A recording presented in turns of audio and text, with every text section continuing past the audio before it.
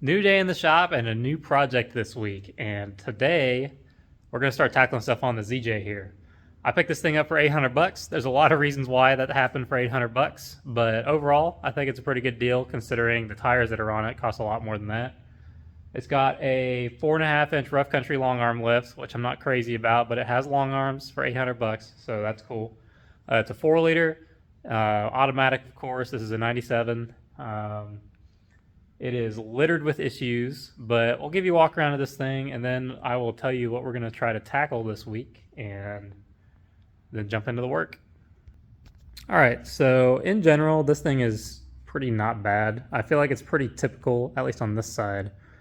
Typical ZJ. It's got some rocker rust. It's got plastic panels. It's got some weather rust from the tires rubbing. It's a little bit wet from some stuff that's been spilling off of it with the weather we've had this week. It has the rough country long arm lift with sway bar disconnects that need bushings in them. They're just gone. So that's neat. I gotta get bushings for it. It has had this control arm mount on the axle rip off, and I had to weld that back together. I don't know if you're going to be able to see it very good. That might be a good thing. But I put like 3 or 4 different layers on there to extra beef it up because that piece is not very strong. But it's reattached. It's not clunking anymore. We've got some 35s, some BFGs, and I've always been curious to run this tire. I know these ones are a little bit worn out, but I'm really excited to see what they can do once we get on the trail. The side's more beat up. It's got more rust under there. You can see the tech screws holding the cover on. It has seen some trees in its lifetime, but the glass is intact for the doors. The rear glass is not, so it has this panel. This is going to go away. We're going to make a storage cubby for that, but a lot of things to do before we get to that point. Looks like it's been trimmed a little bit, and they actually did the cut and fold, it looks like, so that's good. The rear's trimmed. The doors on this side just don't work from the outside. Obviously this one is missing the handle, but that one has the handle. It just doesn't work. We have an awning and a roof rack and a roof light bar, which I think the awning and the roof rack are going to go away. This thing doesn't need it. No rear windshield wiper. Lots of stickers everywhere. They're all going to go away. Is this a magnet? Perfect. First thing in the trash. It has an exhaust that's way too high, so it's been melting this bumper cap. So that's going to get trimmed back and fixed. All it has on it is a cherry bomb, so it's kind of loud. I'm sure it drones a lot. If it ever gets up to highway speed, that's going to be a big thing. What else? On the exterior, I think that's about it. We'll jump underneath it in a minute. Interior, totally blown apart. It has all the door panels and things. I've had them taken off to do some troubleshooting on a lot of the stuff.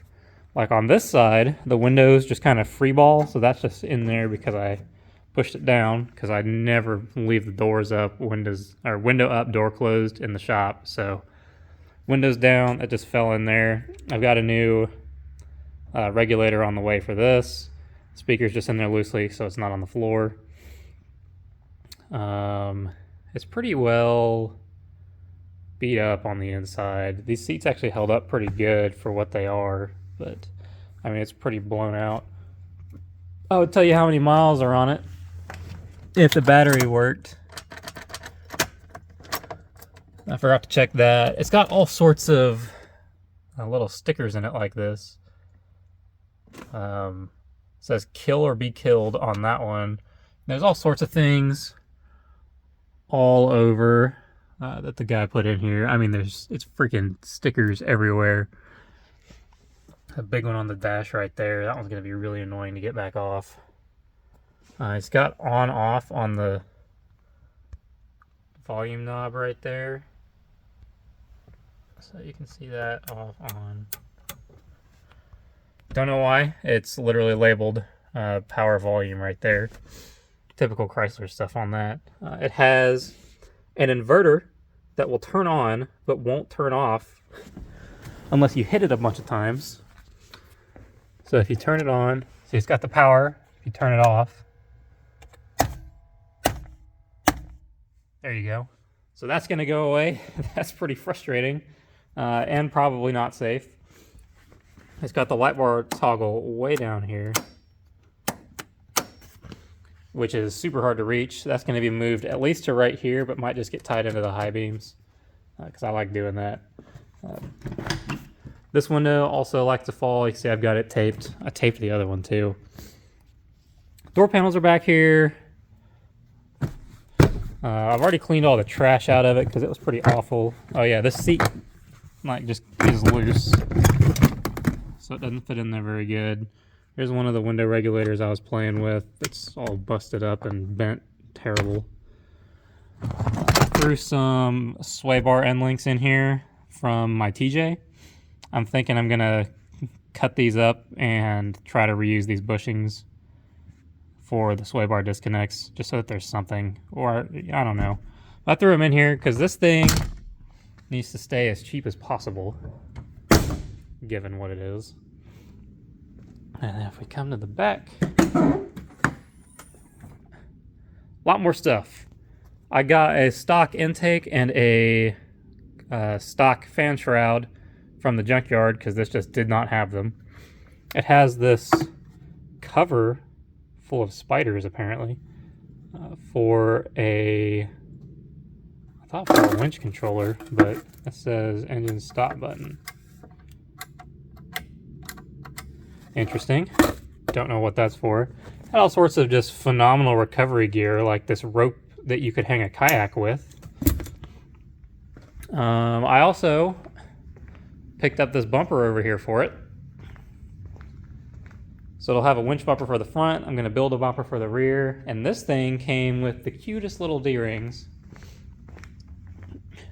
It came with these guys right here, literally mounted on the bumper. That's hilarious. And what's even funnier, the D-ring that I literally use for my mower is larger than the shackles that came with the Jeep.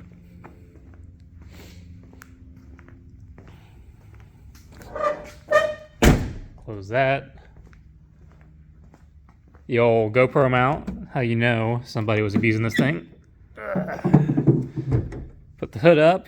You can see it's just got a cone filter off the factory bend there. That's going away for sure. This just going to nothing for the PCV. The battery is totally flat, so that needs to be replaced. Of course, no fan shroud. And this thing does, I have had this thing run all the way up to operating temperature, just sitting and idling, and it does keep creeping up and up. I didn't let it get over probably 225, 230, because obviously that was plenty to see. This thing's running a little bit hot. And apparently he was chasing overheating issues before he would decide to get rid of this thing. So it has a new water pump on it right there. The thermostat housing is not new, but there might be a new thermostat in it. You can see there's a hose clamp on here that is way too tight. It's got the edge of this hose fraying up. Got a nice factory hose clamp there. A hose clamp here that is barely hanging on. And there's no hose left after that clamp, so that needs adjusted. And that's just the stuff on top. Let's go hop underneath and show you the problems there. All right, I'm gonna turn my light on. We'll roll up underneath this thing. There's a lot of questionable things, like the way that this was cut out, probably to put nuts on the back side of these for the long arms. The other side is worse, which is phenomenal. But you can see in the amount of time I've been talking, it's already leaving its mark, and it's not even running. So it's left both of those, that drip, this drip, both of those. When it's in gear, it drips even worse. It's just, this thing is just puking transmission fluid. But we'll go up under here. You can see no front drive shaft. I do have the T-case yoke. I was messing with that from a different project. The transfer case linkage is nice and working, so that's hanging down there and also coated in transmission fluid. The front diff is going to need a fluid change because that is definitely going to get some water in it. See my welds, my welds, that's generous. You can see my boogers holding that control arm back on there. This thing is just soaking wet with all kinds of fluids. And all the way up, I mean, like the oil filter adapter is leaking all over the side of all of this. The transmission pan is almost like a mirror because the transmission fluid is leaking so bad. The transmission lines are puking everywhere because they've just been repaired with some generic hose clamps. And it did not work. And it goes... That's so weird. It hooks around the exhaust right there. That's going to be super annoying. I do have new OEM style transmission lines to put on this thing. I mean, look at the way that that's routed. It goes just off into space over the top of this axle. It's touching the pitman arm right there, which I'm sure is a drop pitman arm, which is not great. And that drop pitman arm is going to cause that steering box to start leaking if it hasn't already. Just the way that those torque on the output shaft. And then we've got some rust over here. That's not looking real great, so I'm gonna have to patch that. You can see the cherry bomb.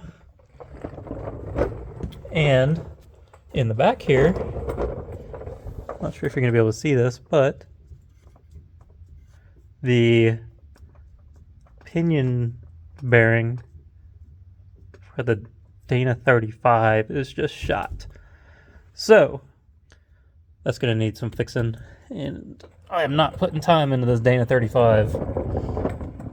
Let's get back out from underneath. So if you're a reasonable person, you might be saying, wow, that thing is a genuine piece of garbage. You'd be right.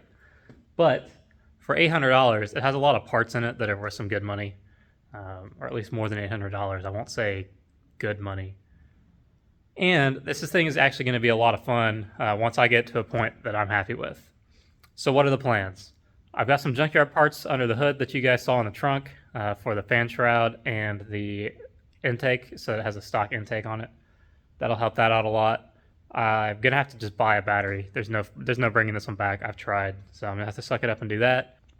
There is a spare tire in the trunk that doesn't have a wheel on it. I have a spare wheel. I'll get that mounted just so that I have a full-size spare. It'll be a get you off the trail kind of a spare, not really a get you home spare, but you know, never know. Front bumper is going to go on it. I'm going to build a rear bumper for it so I can get some welding practice in. Interior is going to get fixed up with hopefully a parts Jeep, and the same with the axles.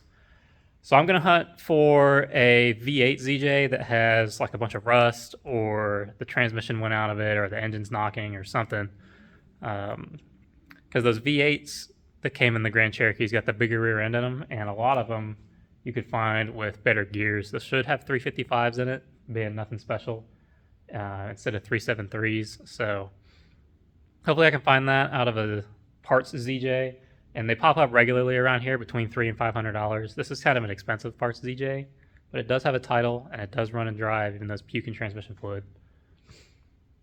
But that's kind of the plan. Just kind of fix this thing up enough to where it can be reasonably reliable and then just beat on it.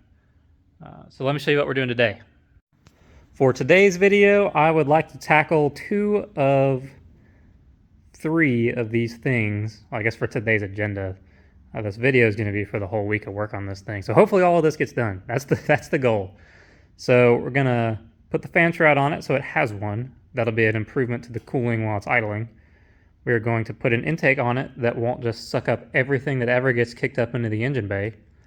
And then the transmission lines so that the very fragile automatic transmission that came behind these 4 liters doesn't immediately just burn out. And I think that'll be a really good place to park this back outside and look for a parts Jeep, honestly. I mean, there's no using it in current configuration. So, oh, I can add one more thing to that list. Off my bench over here. Transfer case yoke. I can do that too. There you go, 4 things this week. And if we get real crazy, maybe I'll put a front drive shaft in it. We'll see. We'll see about that one. But to start off with some easy victories, and because of how much I love transmission fluid, Let's start with these two things. Probably the fan shroud and then the intake. We'll see how that goes.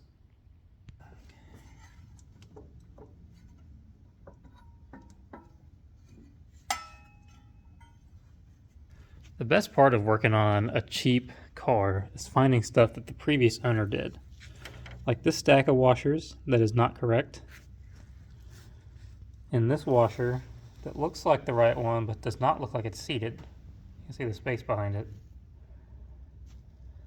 So those are fun things to add to the list, especially this one. That looks like a brand new pulley, so I don't know why they didn't put the right bolt in it. It's kind of a shame. But it doesn't make any noise, so for now it's going to be okay, especially since I'm going to be waiting on the parts Jeep. I can grab those off of there. You can also see just how badly this is bulged. Right there. It's really soft. That hose does not have long left in it.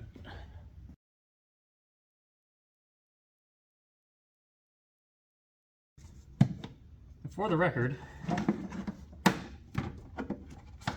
there is a decent filter in here. It's not brand new, but it's certainly going to breathe a lot better than that one that came out of it, considering it's the correct color and not stained black. This other one. Alright, so if we look at these transmission lines, you see they've got the quick connect fittings down here, which is going to be nice for install. It's going to suck to pull things off of it. And that one actually has a threaded fitting, which is interesting. I've never seen that. Normally it's just crimp and that's it. And then on this side, one of them is threaded with a flare fitting and one of them is a quick connect. Hopefully the gasket for that's okay. It should have come with a new one, right? I'll have to look for that when I open it. I'm sure it did. So if we come over here, quick connects on this side. This might be easier from underneath. Turn my flash on. So, oh man, it's leaky under here. And you can see it's leaking transmission fluid. See, it's bright red. Something's leaking up there too. Anyways, oh man, everything's just wet on this stupid Jeep. It's got a quick connect fitting here, and I feel like that is bent totally the wrong way. So that's going to have that angle change once I get the install. And this is just one long... Oh, no, it's not. It goes to route right there. So this doesn't have the quick connect fitting on it, so that is going to have to change. Having a little bit of length of this rubber line is fine, but man, the way that this is run and just flopping around in here and loose is just unacceptable. So those new transmission lines are super cheap, and I think I paid 20 bucks for those 2 days ago. They're already here. So I'm going to get to pulling the trans lines off over there by cutting the section of rubber line that's back this way, those two right there, and letting it all drain controlled into a pan instead of all over my floor, and then we'll go from there. Oh, look at that. All pan's dented. That's neat. Fun. Alright, transmission fluid's draining. It looks pretty not promising right there because of the way that this is splashing and because of the metal that was already in these pans, and there's some transmission fluid already in these drain pans. So don't judge the fluid color too terribly much. That is a terrible mix of things that was already there. But while I'm sitting here looking around, I found some more things I'd like to show you guys. The transfer case linkage is disconnected both at the transfer case and at the shifter. Well, that's cool. The hose clamp on that transmission line right there still has the quick connect fitting, which is nice. And on this side, when I was looking to see if it had that threaded fitting, which it does, I noticed this beauty of a repair. Just 3 wires twisted together, not a care in the world. One of them is touching the transmission housing, so that's going to have to be repaired. So that's neat.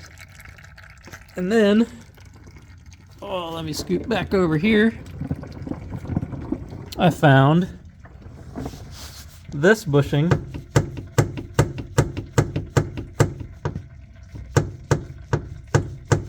in great shape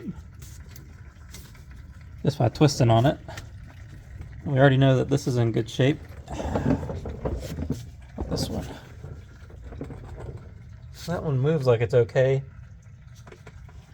The top one. Oh, wow. Not even tight.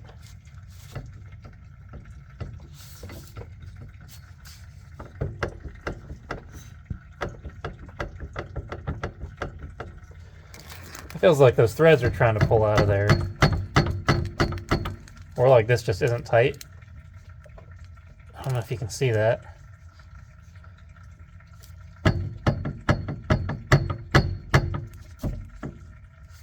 So I'm gonna have to tighten this. What about this end? That end's okay. That end's okay.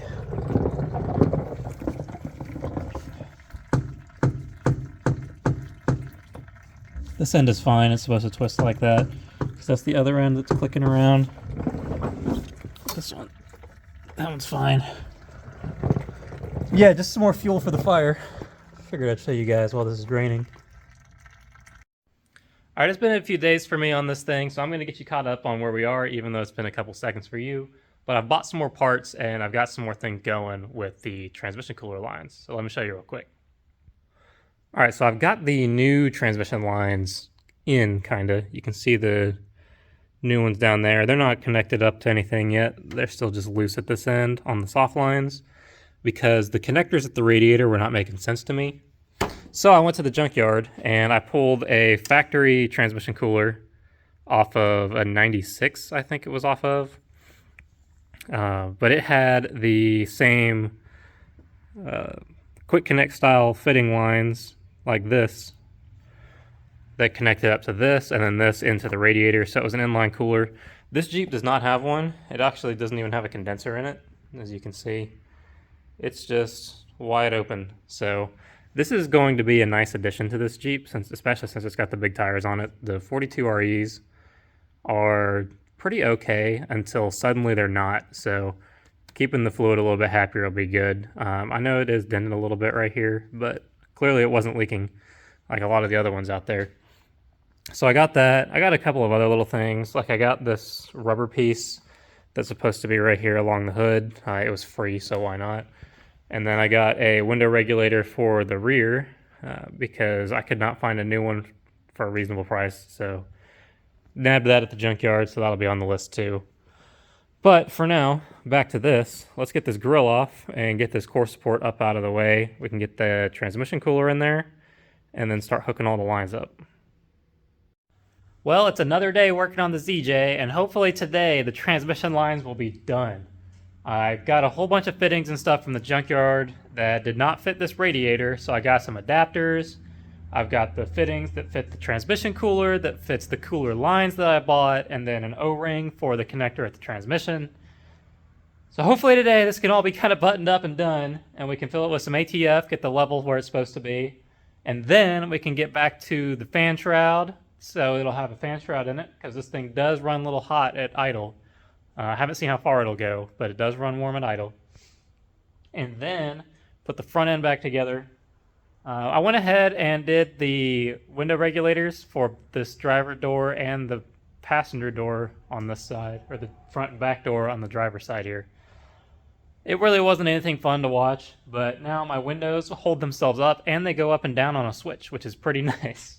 So I'm going to keep chugging away at these transmission lines, and hopefully I can figure something out. And then we can change the U-joint on the drive shaft and put the transfer case yoke back in it, and then this whole thing will be four-wheel drive again, and then we can go outside and test it, because that sounds fun. All right, I'm pretty sure the transmission lines are done. The cooler is just zip tied in for now because I forgot to get the hoop piece right here that had the brackets for it when I was at the junkyard. So that'll be on the list for later. But it's in here pretty stout, and it doesn't move from this, so it should be okay. A little hard to see, You can see the cooler is attached to the radiator there, and a quick connect line there, quick connect line down there to the radiator. None of these fittings worked, so this one and this one and this one were off of the parts Jeep at the junkyard that I pulled the cooler off of. These two are what came off of this Jeep. And I used none of those, and I actually went out to an XJ I have out there, Pee-wee, that you may have seen on the channel, that I just did the manual swap on. Because with the manual transmission, it doesn't need the automatic transmission cooler lines. So I went and pulled the fittings out of that, and they actually fit perfectly into this. So if you are getting a transmission cooler out of a 96 ZJ for your 97 ZJ, then you can get the fittings for the radiator out of a 2001 XJ. So that's good to know. Otherwise, underneath, everything's plugged in, both sides of the transmission lines. I've got some clips to put in the middle to keep the two lines solid together, and then that should be good on them. So we can do the fan shroud and the cooling fan, and then put the front end of this back together, and hopefully be done up here. And then we'll move on to the U-joint on the drive shaft next. All right, for time's sake, I went ahead and threw the front end back together really quickly off camera. It fits about as good as you'd expect it to fit with the header panel being broken. However, it's better than it's ever been. I got this rubber piece at the junkyard to complete it. I got the fan shroud. The trans cooler lines actually fit onto the fan shroud. You can see in the little clip right there. And it actually has a transmission cooler now to keep the transmission nice and happy, hopefully. So, with all of this being done, next,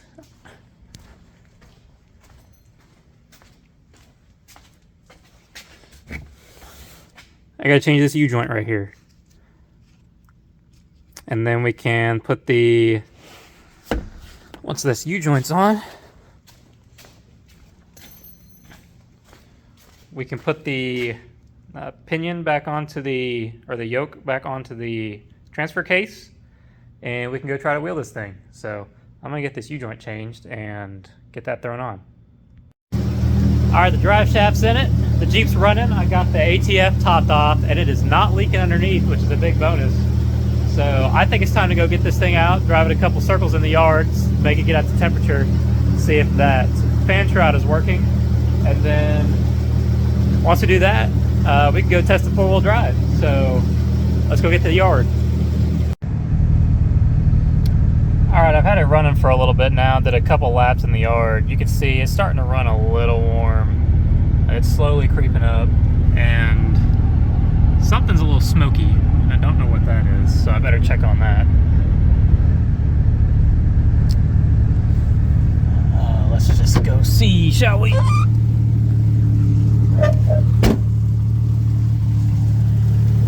Anything underneath? Doesn't look like it's leaking any transmission fluid.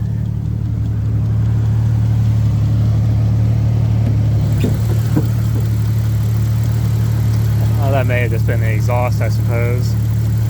But this thing is leaking oil in a lot of places, so it could be the oil burning. You hear that ticking? It's the evap over here. The engine in this thing actually runs really good.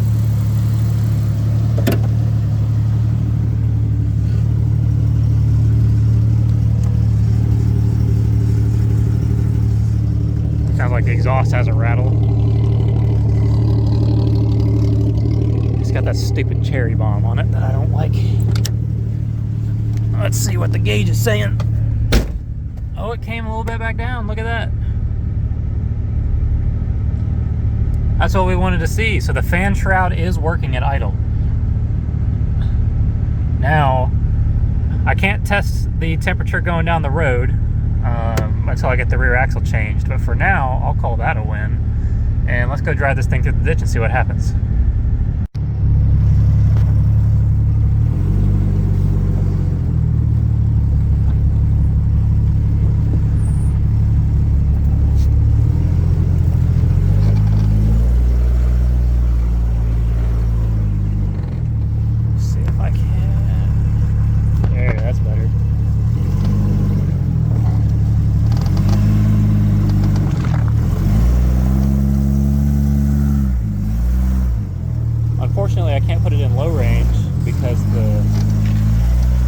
deflector is broken.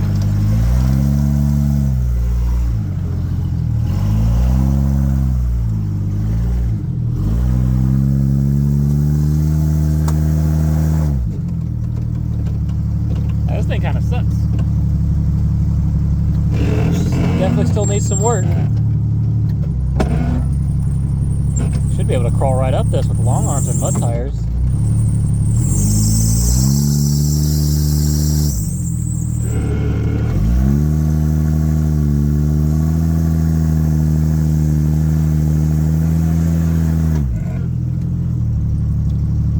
Yeah, it needs low range is what it needs. I just don't have that.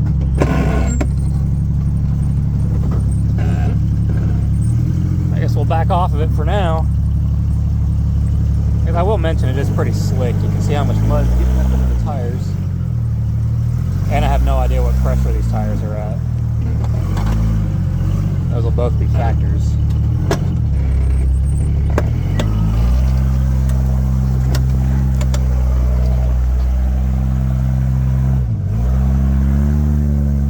But the transmission's not slipping.